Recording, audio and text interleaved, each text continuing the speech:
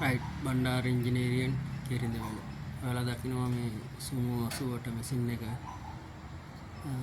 Chassis බුස්ටික් ගහන්නයි යන්නේ අපි. එහෙම තමයි මැෂින් එකේ දැන් කැපුවේ.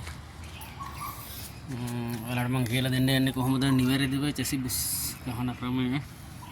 ඉතින් මම කටර් එකෙන් කැපුවට ඔයාලා කටර් එකෙන් කපලා යන්න එපා. අපේ පළපුරුද්දත් එක්ක අපි කටර් එකෙන් කපන්නේ. ඔයාලා ගයින්ඩරෙන් ගාලා දෙපැත්තෙන් ගාලා බුස් එක ගලව ගන්න. දෙපැත්තෙන් හේතු වෙන්නම හොඳටම ගෑවහම බුස් එක ගැලවෙනවා.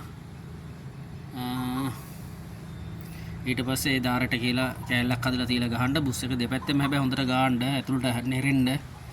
මේ දාරේ මෙහෙම ගාලා ඉවරලා ඇතුළට නෙරා හිටින්න. කොහොම ඇතුළට නෙරා හිටින්න ගහන්න. එතකොට බුස් එක ගැලවෙනවා. රයිට්. එහෙනම් ඉතින් මම දැන් චැසිය සුද්ධ කරලා ඉවර කළා. ඔයාලට පෙන්නන්නම් කොහොමද නිවැරදිව ගහන්නේ කියලා.